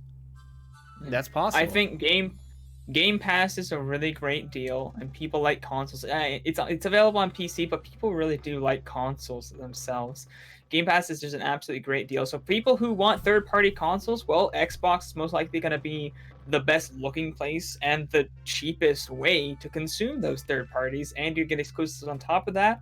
For people who like their Call of Duties and their Maddens and stuff, that's going to be the best console to play all those games on. So it might be a really, really good one for the casual audience, especially if they have a cheaper model that's, not 500, maybe it's like 400 or 350 or, whatever it ends up being. Yeah, people can buy that, just get Game Pass. It's only $10 a month and you're getting all these games. Then I think that could be really good for the casual market and really bring Xbox back into the spotlight, especially if Sony does something stupid, because each generation when somebody's really far ahead, they usually end up doing something really stupid the next generation. So we'll see if that happens or not, but I think there's a chance here for Xbox to really come back here, at least for a certain market. All right, you guys ready? I'm gonna reward everyone for watching this podcast. I'm not lying. Okay, I'm just joking, but I'm also think it's actually legitimately possible. I think there is more than a chance there's more than a snowflake's or snowball's chance in hell that Master Chief will be a character in Super Smash Bros. Ultimate's Fighters Pass Volume 2. I think it might actually happen. I don't know if I'm saying it's like super likely, but I think Master Chief is in the cards. I think it's an option. I think that Nintendo would not mind having Master Chief in there, and I think if the next Halo's coming out for the Xbox soon, and if Master Chief Collection is coming to Switch this year, which I also think there's a good chance of, I don't think Nintendo would mind. I don't think Microsoft would mind either, because getting Master Chief in Smash Bros. Would definitely help to push the next Halo, bring it back to the spotlight. Halo's been sort of kind of teetering a little bit lately in terms of popularity. I could see this happening. It would be ginormous. I think Master Chief could be a character in Super Smash Bros. Ultimate. And that would be the big, huge character to really push the Fighters Pass. Like, that would be Master Chief. Like, if you wanted a character to surpass the Banjo, right? It's Master Chief. I would be very surprised. And you'll die of happiness. And Bethesda did not get a rep. Because Bethesda's just been so much love and support for Nintendo right now. And, Doom Guy seems to be deconfirmed. Right, so that's right. If there's no Doom Guy, Master Chief is that same sort of fit. But I don't know. I'd be surprised if Master Chief got in and there was no Bethesda rep. Because I feel like they have very similar characters. Skyrim, they have Bethesda makes a lot of first-person shooters. Skyrim, dude. So, Skyrim, dude. The problem with Skyrim, well, actually, they could just have, actually, I think there's more than 8 types of people that you can choose from in Skyrim. Oh wow. But you could pick like there is. you could still pick like 8 different species. Yeah, just pick the 8 Oh, that'd be best neat. because some of them are very similar. There's like elves and dark elves. You don't need both. And of those. between the roars, the spells, the different weapons, you could come up with a good moveset. Yeah, it'd just be a lot of work though, because you have to have 8 different models. Usually they're just. I think you'd But have. even Hero was only 4 different models, right? Yeah. There's also a lot of clothing options. Yeah, I feel like it's too customizable to really Terry represent Sivertson it is asking, well. and I see that Kazoo Crew is coming through. Hello guys, Conga Line Monkey, Fire YF. But Terry's asking, would Master Chief add a new mechanic to the game? So, in Halo, there's this shield system. And I don't know if it was the first game ever, but it definitely popularized the shield system, right? What if there's like a bit of a shield system in Halo? I mean, not in Halo, it's for Master Chief in Smash. Would that break the game? I think that would be kind of broken. Yeah, it might be broken. It might be broken. Could be broken. It'd be cool though. Yeah. Maybe. Honestly, right. Master Chief would be a amazing character, but his moveset, just in pure moveset terms, I think there are other cooler characters, including Doom Guy, which apparently isn't gonna happen. It could still happen. It. I'm not saying Master Chief is gonna happen, guys. I'm just saying that like I've warmed up to the idea from things I've seen and heard. I'm not saying it's gonna happen. I'm just saying there's a chance. That's all I'm saying. I'm just saying there's a chance. Like I don't even know if I would change my predictions. I'm just saying there's a chance. But I think it makes a lot of sense. So it would be epic if it did happen. Yeah, I mean, I'd be super just because Halo is one of my favorite franchises ever. So I'd be down. And Matt M is saying, I think he's speaking to the shield mechanic idea. He's saying if he had a low smash percent like Game & Watch, maybe not. Like maybe if he's easily launched or something like, there's ways to balance that out. And maybe it doesn't have to be like, maybe he could still get launched. It would just be kind of like his percent would go up a little bit, you know, like it can kind of recover. You mean down a bit? You know what I mean? Yeah, it would go down, right? Just to reflect that if you take some damage, you can sort of recover after that. Mm-hmm. I still like my idea of a Torna character where you can switch out and recover a certain amount of HP. Oh, that's a pretty cool idea too. Yeah, Vanguard. Yeah, absolutely. Absolutely, that would make a lot of sense. Hello there, Yellow Kazoo. How you doing? Garrett, what's up? Those would be some fun ideas. Terry, I think Sora, Geno, Shantae, Rayman, Crash would bring new mechanics to Smash Ultimate. They all could bring new mechanics for sure. Yeah, for sure, Z's. So, Jokes, Mickey, you gotta finish Halo Reach, man. It's good. I finished it on PC. Or you could wait till it comes out on Switch. Play it this year. Yeah, I haven't. By the way, we haven't talked about that in a while. I think both Rare Replay and Master Chief Collection could still happen on the Switch at some point. It could. Yeah. It could. Along with Master Chief and Smash Brothers. I don't know if I'm not saying all of that will happen. I'm just saying it could happen. You know? I'm curious if they'd want to put Halo on Switch this year since they have a next-gen system coming. Yes. Yes. But I mean, they are all the older games. You still got the new Halo. Yeah, like you just get a couple Halo games on the Switch. It doesn't have to, like, if you want the new one, play it on somewhere else. But you get that, you get Master Chief. I could see Rare Replay much. I think Rare Replay's a much higher chance though. I hope so. It's because that has nothing. That is absolutely zero impact on the next gen launch. Whereas Halo Master Chief Collection has slight bit of impact, possibly. Right. Yeah, but you know, so we're nearing the end of the discussion. Yes, Yellow, because I did see the raid. So everyone rating in, I appreciate it. Thank you so much. Make sure to check out Brandon as well. Leave a like, subscribe. That'd be great. But we're ending the discussion now. But let's sort of sum up, and if you guys have anything you guys want to talk about in the chat, we can do that. This, when I say we're ending the discussion, it could still be another 30 minutes, it could be another 5 minutes. That depends on you, the chat. So we'll see.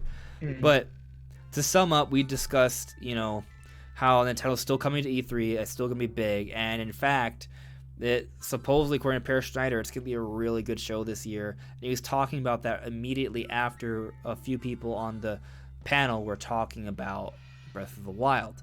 So I'm thinking that perhaps he was alluding to a Breath of the Wild show, which would be amazing. We're hoping that Breath of the Wild 2 is a big holiday game this year.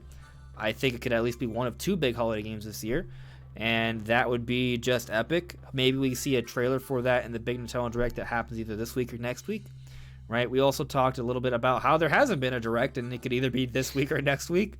I'm hoping it's the general Nintendo Direct, but some people are suggesting it might be an Animal Crossing Direct next week, which would be weird to me. But Nintendo does weird things all the time. The salt in the internet would be real. Oh, I'm going to be a part of that salt. I'll be a little salty because I need my Nintendo. I'll be a part of it. Yeah. I love it.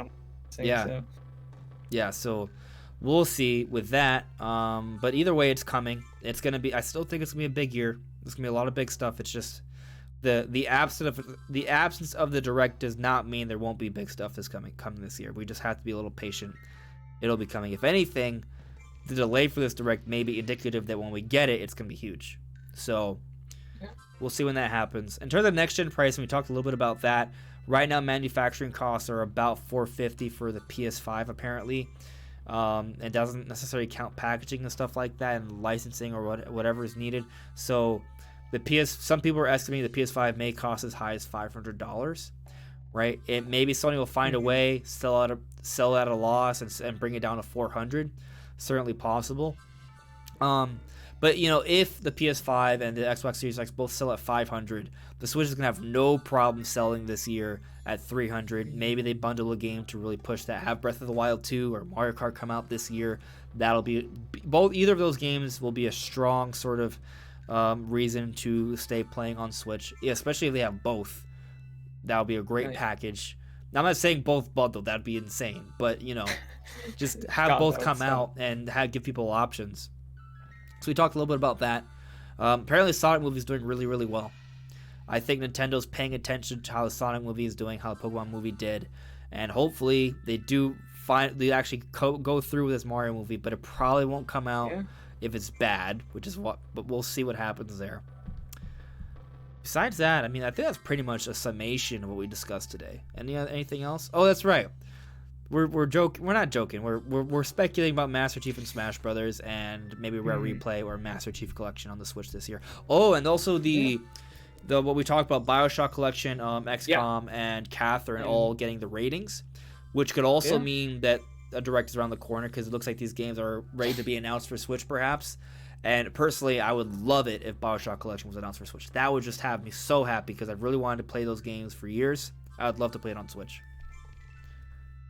JM0235 said it'd be cool if the plasma grenades were in Master Chief's moveset. Honestly, I think it'd be cool if you could fantastic. You could switch between them because in the game you switch between or they could plasma just be, and frags. What if they're just different options? Right. I didn't necessarily mean. Yeah, you could just throw both. Like different inputs to do either one. I think that'd be cool because I think that'd be very. Yeah, like what if a hard down B, right, is like the frag, right, and a soft down B is like more of a lob of the sticky. That'd be nice. Yeah. I think using both of those would be good. That'd be awesome. Garrett asked how I'm doing. I'm doing pretty good. I'm not dead, so that's good news. Madam asked this question. I don't know much about PAX, so Brandon, perhaps you could educate me on this. I'm not sure. Maybe neither of us know, but he's asking, have you guys talked about Nintendo PAX panel being twice as big as this year than last year? For their PAX panels, they don't. Do they even usually really show things? I feel like they just usually have demos. I remember sometimes they showed. I don't think it was PAX. I think it was a different event. Like some events, they'll show off like games play. Like they showed off Xenoblade at one. Was it one of the PAXs? No, I feel like it was like a different event. Like, but I don't think they usually show off things at PAX. It's usually just game demos, which might be indicative that we were getting a direct before PAX. When is PAX? When is the next PAX? What would be that? I don't know. When is the next PAX? Which would the PAX East or? I'm just looking at PAX, see which one comes up first. February 27th apparently is PAX East. Is when PAX East starts. So maybe that means we'll get a direct this week because they are gonna need demos for the things they're gonna talk about in the directs. Because otherwise, what are the demos gonna be? You know, because usually they have like playable demos for people at PAX, don't they? So maybe that's a indicator. We'll get a direct this week, general direct. Could be. A lot of people are really feeling this Animal Crossing direct though. I think we have more. We have a month before a game comes out. We could get it 2 weeks before and it'd be fine. Nintendo will make me so upset if it's not next week. But we'll see. I really do think that general direct needs to be first, and I think Nintendo realizes that people are going to freak out and not at all be excited about an Animal Crossing direct. Whereas if you just have it 1 week later than the general direct, people will be super hyped. And what if what they do instead it's a no-brainer. What if there isn't an Animal Crossing direct? What if instead it's just a general Nintendo direct and Animal Crossing just has a big feature in it? I mean, that could happen, but they almost always have an Animal Crossing direct for anything. Even DLC for Animal Crossing gets an Animal Crossing direct. Yeah. I see Geek in the chat. Hello there. How you doing? Jugs McGee said a couple years too late to play Bioshock, Andres. Yeah, well, I haven't ever played it, so. I just never got around to it. I just started Tomb Raider, so that's kind of an old game, you know? Sometimes you start old games late, and it's good. Yeah, I'm actually missing the All-Star Game Geek. I'm going to have to catch the highlights for the NBA All-Star Game after this. But I finished Doom today. So, you know. Look at that. Yeah. Absolutely amazing game. So I'm ready for Eternal now. It's cool. Great. Yeah. Terry added me. I think Agumon would definitely bring a new mechanic. I don't know who that is. Agumon is the orange-looking... Digimon? Yes. Yes, he's kind of like the main poster Pokemon for Digimon. He's not I'm sorry I said Pokemon, but yeah. Yeah, he looks a little bit like Charmander. Kind of like a lighter Charmander with a longer snout and shorter tail with no fire. Okay, I see him. Yeah. He's on the poster for Digimon. Yeah, he's pretty cool. He does look kind of like he digivolves into a dinosaur with a skull on its head, and then he can digivolve again to like this fire sun warrior god. And then Digimon looks a lot edgier than yeah, it is. Pokemon. It's a little bit more edgy. Yeah.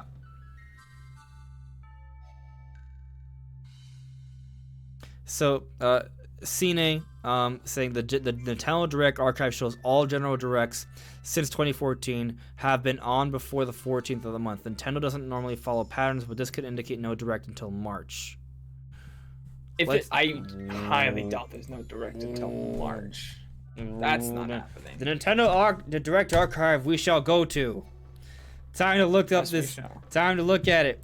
Let's look at it. Don't say such things. You can't wait until March. We will die. No. We're already on life support right now. Okay, so Pokemon Direct, first half of the month. Nintendo Direct, first half of the month. First half of the month. First half of the month.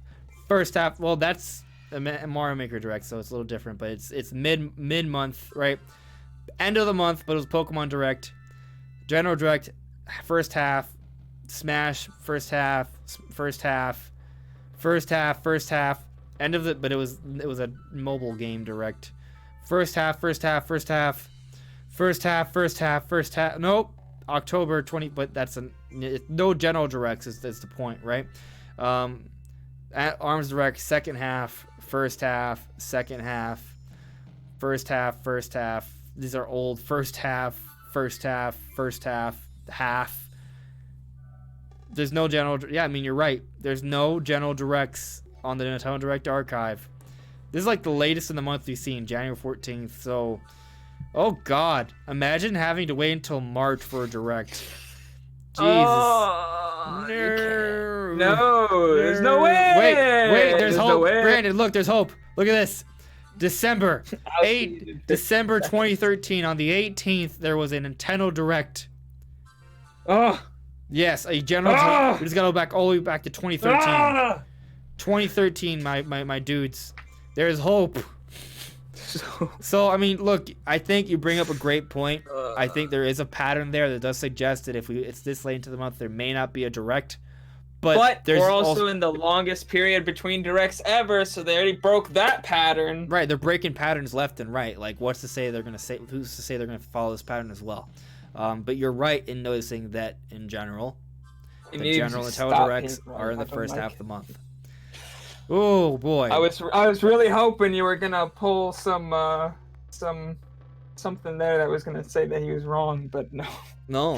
It's confirming his theory. Yeah. I don't like it, but that's the truth, though. So Jay over here, don't depress the chat. Yeah, don't do us like this, man. You gotta bring this up. And then there's the other thing that also should be noted is that a lot of game-specific directs were in the end of the month. So that Animal Crossing direct that everyone keeps talking about may happen next week, and the General Nintendo Direct will never happen. It's just never happening, guys. We just don't get anything till E3. There's nothing coming out. Imagine. I give up. I'm done. I'll see you guys in 8, 9, 20 months, whenever Breath of the Wild 2 comes out. Take care. This is the end of the podcast. Goodbye. End stream. Yeah. We'll see. We will see. Oh, Justin Key added me off topic, but who should have won the dunk contest last night in your opinion? You're saying Aaron Gordon got robbed. A lot of people are saying that. I don't necessarily agree, but I'll also note that I'm biased because I'm a Miami Heat fan, and Derrick Jones Jr. won, and he's a Miami Heat player, so I'm pretty hyped about that. And honestly, if I just look at all the dunks as a whole, like the entire body of work for the dunk contest, I think Derrick Jones Jr. Felt a little bit more fresh to me. Although Aaron Gordon was just sick athletically. But my issue with Aaron Gordon's final dunk is that, yes, he tried to jump over Taco, but he basically teabagged his entire head and smacked against his head, right? Like he knocked him. He didn't clear him. Yeah, he's huge. So it was jumping over him would have been an incredible feat, but he failed the feat in my opinion because he slid over him, like he knocked him. So I think for that, the dunk did deserve to be docked a lot, while Derrick Jones Jr. dunk was sick. Like it wasn't like super creative necessarily, but it was some serious hops and athleticism, and there was no faults to it, like the final dunk. So if we just want to talk about like faults, there was faults with Aaron Gordon's final dunk, while with Derrick Jones Jr. Derrick's there wasn't. And I feel like as an overall body of work, I feel like Derrick's was just a little bit more fresh, especially that tornado under the leg reverse dunk, which I think was crazy. But this is a gaming podcast, so I'm done talking about basketball. But I think he deserved the win. But either way, great show. Aaron Gordon's was amazing as well. So yeah. So, game stuff. Yes, Yellow Kazoo, they can announce stuff on Twitter, but I don't think we're getting any Breath of the Wild 2 trailers randomly on Twitter. I really doubt that. Yeah, you don't usually get any kind of major game announcements via Twitter posts, and we don't know anything that's coming out except Animal Crossing. That's it. That's all we know.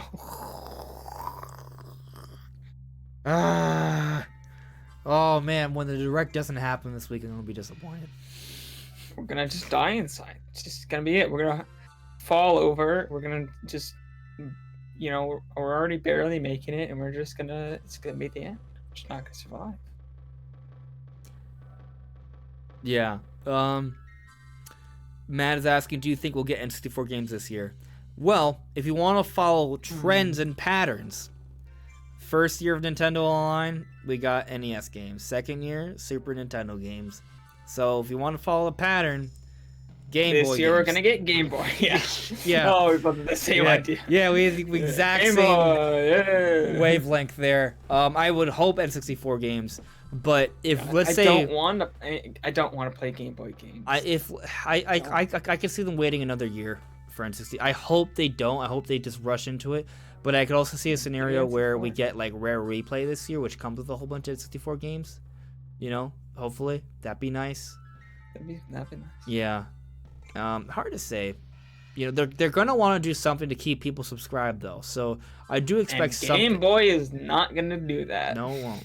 No, it won't. Nobody's gonna keep subscribed for Game Boy games. Let's be honest. People barely even wanted NES games.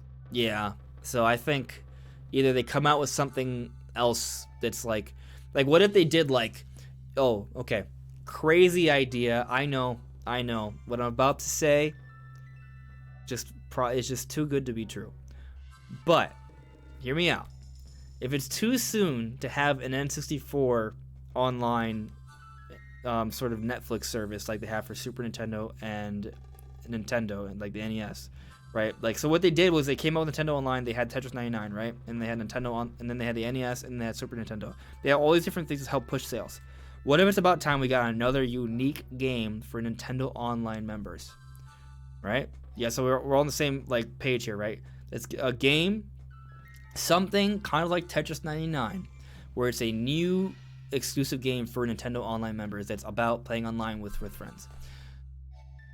So here's the thing. Splatoon 3 is a very long ways off because they had not even started development when they had finished the DLC last year, right? Or it was last year they made the announcement that they're not the DLC, the Final Splatfest, right? They had the Final Splatfest last year. They announced that they had not started development for Splatoon 3. So that means if they start immediately after they say that, that's still at least 2 years, right? So what if towards the end of this year, like around September, for the anniversary of Nintendo Online, they announce a new online game, and this online game is not Splatoon 3, but it is actually sort of like a battle royale mode for Splatoon, right? And it'll be handled a little bit differently. It wouldn't be exactly like Fortnite or whatever, but it would be like a free-to-play battle royale mode for Splatoon, where you have like maybe 32, 64 players in a wide map as the water or sludge is slowly filling up, and it's like a race to the top as you're battling out with your teams to get to the top and survive, right? Like they have this online battle royale like mode for Splatoon as the unique exclusive like Nintendo Online game. And the reason this makes sense is because it would not be a whole new game, but would also hint to us. It would make sense because we've been getting like different pieces of new artwork for Splatoon lately, right? Like we got the Splatoon 3 sort of teaser for the new year, and recently we got a new piece of artwork for Splatoon for Valentine's Day. So what if they're working on something Splatoon related and it's coming out this year, but it's not Splatoon 3? A specific mode that's only accessible to Nintendo Online members could perhaps be that. Wouldn't that be just incredible? That I would play the hell out of that. Oh my god, I'd be so hyped. I would love that so much. It'd be amazing. Will it happen? I don't know. But to help support this theory even more, I'll say that when the whole Battle Royale craze was happening, there was a lot of speculation that something Battle Royale related would happen to Splatoon. Never did. They just completely went through that. They just ignored it, right? But we need something to help push Nintendo Online. It may be too soon for N64 stuff. They have had these different like pieces of art, like new art made for Splatoon, perhaps suggesting that they're working on something, right? Maybe they are working on something. It's still too soon for Splatoon 3. Maybe it could be this. Just a theory. I think it's a fun one. I'd love this. That. Yeah. Let's see how the chat feels about this. JM0235. I want the 2D related Fusion Metroid game. It's like the Metroid game I haven't played that looks like it's the best. Oh well, if we get the 2D Metroid, that'd be sick. It was rumored. I think it is about time we see something like that. Jugs and Geese, skip N64 and go to the GameCube. I love the N64. And I love the N64. You just want GameCube. I mean, like, that would be sick. Yeah. Yeah. But I don't think it's happening. I really want N64 games though, especially if they have them in 1080p. It'd be great. Smooth frame rate, because you go play on N64, you're not getting smooth frame rates. You're getting like really low resolutions, and really the only way to experience these games with stable frame rates and like is by high emulating resolutions them. emulator. Yeah, no, I'm all for that. Like, yeah, Nintendo 64 Online in HD with smooth frame rate and online play would be really cool. That'd be very exciting. I'd love that. Real Beer, Nintendo is hatching Metroid Prime 4 and probably a Metroid Fusion remake for Metroid 5. All of it. Give me all of it now. Yo, because you Banjo 3E. What if? That's the big online game. No, but I hope I do hope that maybe that's in the works. Royale. But let's get our rare replay first, and then let's get Banjo 3E. Yeah. Madam, Mario 64 Online. Oh, dude. Yo, that'd be sick. That'd be sick. Jugs and Geese, Splatoon, but Apex Legend style. I am down with that. See, Jugs and Geese down. Yeah. The Yellow Kazoo thinks would be cool. Oh, see, there's an audience. Look at Nintendo if you're not working on it now. People want it. It'll be an idea. Robier, what if Metroid Prime 4 turns out to be Metroid Prime Battle Royale? I'd be upset. I would die inside. Like, I'm okay with a multiplayer mode separate. Like, if they can fit a multiplayer mode, by all means, go for it. Right? But I just want them to focus on having an amazing single-player adventure. JM, I also want Star Fox something. We'll see what happens. Madam, but everyone who has Splatoon has online. Exactly. You want people to stay on. You gotta have people stay on because they have online now. Because like, how are you gonna keep the Splatoon users? Yeah, the Splatoon users are gonna leave because there's no more Splatfests. They're not adding any new DLC. The game's getting older and older. People are gonna be dropping off. You add a new battle royale mode, people will stay. Yeah, exactly. And you got that whole user base, that big whole user base of online people who will continue staying instead of dropping off. Geek, they don't want to deal with multiplayer plat. Maybe I don't know why we're not talking about N64 to be honest, because N64 would be expected, and Nintendo doesn't do expected things. As Brandon pointed out though, having N64 games with stable frame rate, higher resolutions, online play, all of that, I'm all for it. Like that's something I want. Mario Kart 64 online. Oh yes, Smash 64 online, even more. Yes. Pokemon Stadium online. Come on, dude. Mario Party online. God, we can't even get the modern Mario Party. F-Zero X online. We'll finally have an F-Zero game that'll be online. Wave Race online. Oh yeah. Yeah. These things. This will be great. What if they add like Mario? I don't know what you do with the single player games. I think you just maybe you could have like time trials or something. With the Super Nintendo and NES online games, do they have any sort of multiplayer for the single player ones? Like, do they have like some sort of like leaderboard or something? Like maybe they could have leaderboards for the single player games. For what games did you say? Single player games. Games that you play by yourself. Games that don't have a multiplayer option. Games along the lines of a Mario 64 or an Ocarina of Time. I don't think they do.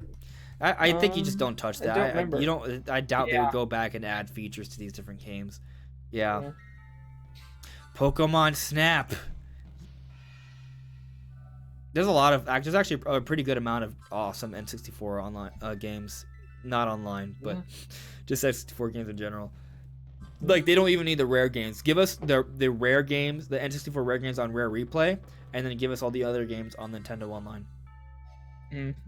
That'll be fine with me. I'll double dip. Honestly, I'm more excited for N64 on the online service than GameCube because a lot of the GameCube games have gotten like remakes and stuff, whereas N64 games have not been touched as much.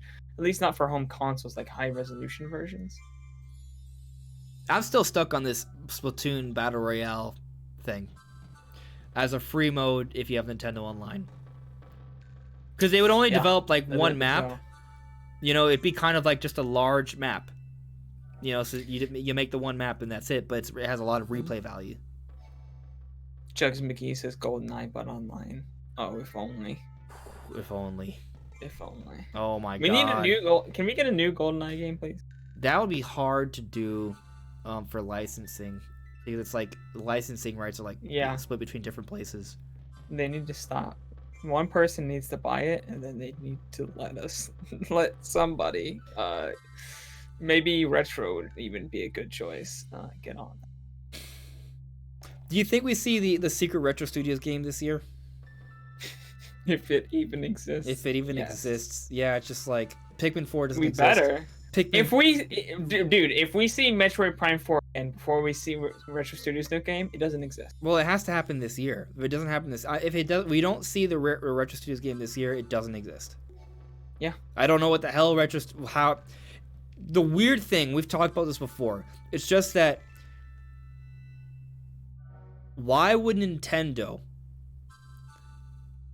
give over the rights, or not the rights, but give over the reins to Retro Studios to develop Metroid Prime 4 after having to can the project and hemorrhage millions of dollars likely, right? And sort of present this game in a way where it's creating an expectation this is going to be a high caliber, high quality AAA game comparable to, they literally said that they're trying to rival the quality from the previous Metroid Prime games, which basically means Zelda-esque level. Like we're talking about huge levels, right? So you get a game like Metroid Prime to come out today, it's going to be a game that's going to review like Breath of the Wild or Mario Odyssey. We're talking about a game of the year kind of game, right?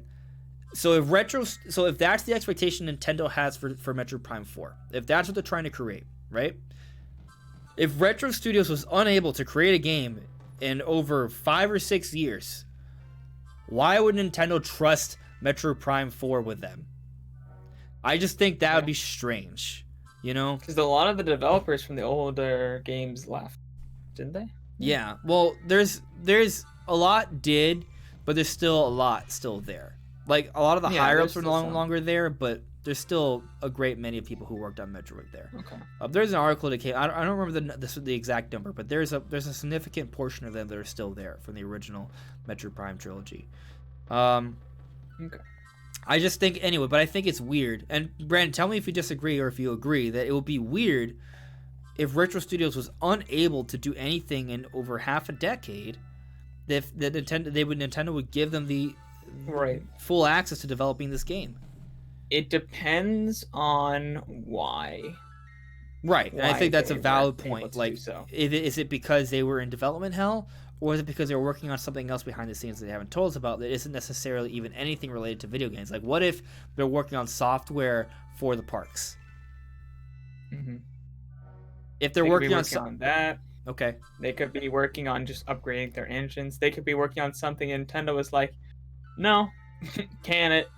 Even though it was a good project, there were just some reason they didn't want it, and they were just can it. Or Nintendo told them just to do something, they're doing it, and Nintendo was like, you know what? Actually, we don't want that anymore, and then canned it. Like, there's a bunch of different possibilities that it could be that where Retro Studios was just doing their job, and well, things just got canned. Like, it wasn't because they were doing a terrible job; it was just because that's just how it went. Maybe they've been really experimental and they just haven't had an idea that's materialized. But that's a lot of years, dude. It's a lot of years to not come out with a game. You know, I mean, at least they had also a lot of those years with the Wii U years, so maybe they were working on something for the Wii U, and then Nintendo was like, you know what? Actually, stop doing that, because we like the Wii U's. We don't want that. Maybe it was for a particular audience that they no longer think that they really want to cater to. Or there's a bunch of different things so maybe they just decide, okay, so just abandon Wii U projects and experiment on things for Switch, and then get to a point where like, hey, we've been working on different things, but here's a demo of Metroid Prime. Do you like it? Oh, we like it. Let's can this entire other Metroid Prime 4 project and give it to you guys, and you haven't done anything in years. Okay, sounds good to me. I think it's strange, dude.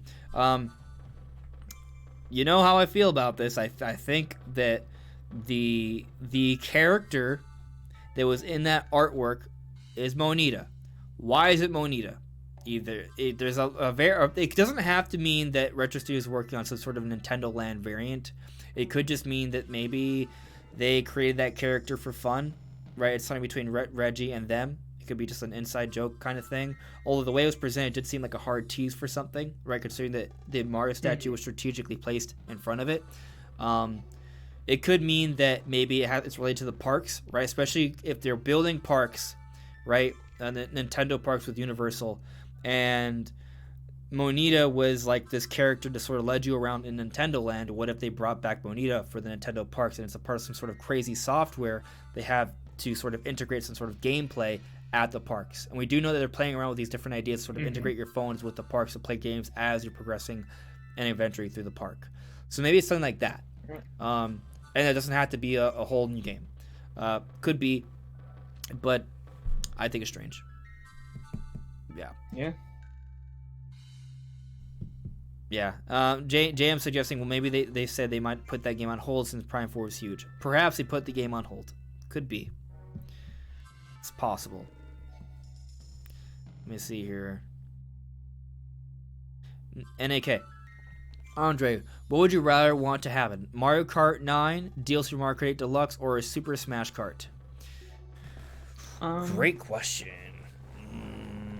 I feel like Mario Kart 9 and Super Smash Kart aren't necessarily... I think they're the same thing. Separate, yeah. I don't think they'll call it Super Smash Kart. I think I like the idea of it maybe being called Mario Kart Bros. Mario Kart what? Mario Kart Bros. Super Smash Bros. Super Mario Bros. Kart Bros. Mario Kart Bros. I honestly think it would just be Mario Kart 9, or maybe a subtitle. They don't always do numbers. Right, I know. Yeah. But I don't think it would be Mario Kart Bros. I don't think that they would actually do so many Nintendo characters that its purpose is to be like a full Nintendo racing thing. Right. I think they would add more characters, but I don't think... What if we just get Diddy Kong Racing instead? I mean... What I would prefer is that they make a Mario Kart like Diddy Kong Racing. Yeah. Yeah. With more Nintendo characters. Well, actually, no. What I would prefer... Well, that would be one thing, but if we were just talking about like a straight-up Mario Kart 9 versus DLC for Mario Kart 8 Deluxe, I always preferred the idea of DLC for Mario Kart 8 Deluxe, but I think that's not realistic at this point. I'd rather have a new game, honestly. I think yeah. Do stuff with like campaign and bosses and little mini open world for you to drive. Not open, but like a little mini world for you to drive around in between races and stuff. Yeah. Like little like Diddy Kong Racing.